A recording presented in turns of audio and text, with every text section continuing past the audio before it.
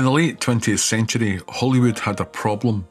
Too many scripts, too little clarity, too much money at stake. Stories wandered, second acts collapsed, endings arrived without force or meaning. Then came a promise, a structure precise enough to be taught, timed and sold. So what did Syd Field really give Hollywood? A timeless understanding of story, or a machine that traded mystery for momentum? This is the investigation anatomy of story, my personal search for the hidden patterns beneath all stories. In this case file, I'll examine the paradigm that modern Hollywood was built on, the clean, industrial, no-nonsense backbone that turned chaos into craft and rewired an entire industry. I'll look at why it works so well and what gets lost when structure becomes a factory rather than a living thing. By the time Field walked onto the lot, Hollywood was knee-deep in scripts that didn't know where they were going, pages full of talk, scenes full of smoke, but no spine, no pulse. Stories wandered like vagrants in a fog bank, hoping to bump into a plot by accident. Producers didn't need poetry, they needed order. Field wasn't a mystic or a professor, he was a working stiff who sat in screening rooms watching script after script collapse under its own weight. And he did the unforgivable. He named the problem. 3 acts, 2 turning points, a spine you could feel under your thumb. Every era's got a system. The Greeks had amphitheatres, the Victorians had stages. But Hollywood built a factory. And factories needed manuals, something that could transform raw imagination into polished product night after night, reel after reel. Before Field, structure was theory, something academics argued about and writers half remembered from books they never finished. After Field, structure became industry, cold, repeatable, teachable. He wasn't a philosopher with lofty ideals about the human condition. He was a reader, a man buried under a mountain of bad scripts at a studio desk. Dialogue that went nowhere, characters who wanted nothing, pages full of promise and no destination. He didn't invent the 3-act structure.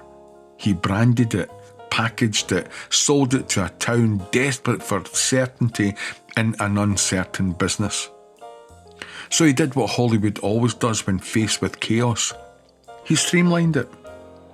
In 1979, he wrote Screenplay, a book that promised to order, a manual that could turn raw imagination into deliverable products. The setup, the confrontation, the resolution. 3 acts, clean as glass, no smudges, no complications. To Field, a script wasn't a mystery to be unravelled or a puzzle to be solved. It was a machine.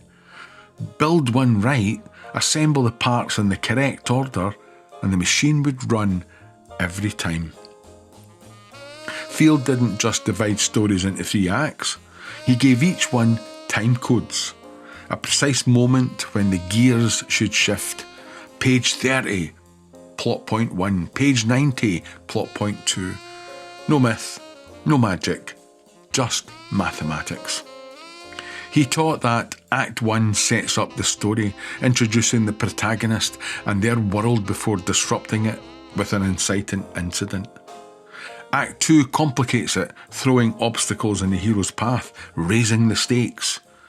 Act 3 resolves it, bringing conflict into climax before settling into denouement. A blueprint you could teach, repeat and sell over and over again. And it worked. Studio execs loved it. Producers worshipped it. Writers finally had a map when they'd been wandering in the dark for decades. For the first time, storytelling had page numbers. Emotion had timestamps. Look around and you'll see Field's fingerprints everywhere. Star Wars, Die Hard, The Matrix, King's Speech. The turns, the beats, the moments where everything shifts. He didn't teach structure so much as he taught momentum. Tension should rise like a fuse, burning hotter and faster as it approached the dynamite and explode on cue. No fizzles, no duds. Every hit of the 80s and 90s followed that map. A perfect rhythm, setup, spark, fallout, finale. Hollywood finally got what it wanted. Predictability that looked like inspiration. Formulas that felt like breakthroughs. But something happens when you merchandise meaning. The 3-act structure made scripts easier to sell, but harder to feel. It made executive approval more likely, but audience connection more difficult. Writers learned to think like engineers. Scenes became gears, characters became functions, dialogue became explanations rather than truth. You could hit every beat and still miss the heartbeat. And that's the paradox. Field gave writers control and gave them chains, gave them freedom from the blank page, then confined them inside the diagram. The revolution became the rule. The breakthrough became the box. Syd Field didn't kill story. He kept it alive long enough for the next generation to inherit it. He gave Hollywood a language when it ended one. A spine strong enough to carry 1,000 stories. But structure, real structure, isn't about where the beats fall. It's about why they land. It's not the timing, it's the truth beneath it. The 3-act spine is a skeleton. Learn it, sure. Master it if you can. But remember, bones break and stories evolve. The best films follow the rules until the moment they don't. His gift wasn't the map. It was the promise that anyone could learn to read it. That story wasn't magic, it was a terrain. But once terrain could be taught, it could be standardised. And once standardised, Hollywood did what it always does. It turned technique into a cog and kept the machine running. But factories don't just make products, they make doctrine. What started as practical shortcuts hardened into commandments. It's not advice anymore, it's law. Beats became scripture, diagrams became dogma. Once the machine was running, the message was clear. Follow the rules or don't work. Once structure stopped being described, it started being believed. And belief doesn't ask whether it still works. So what have we learned?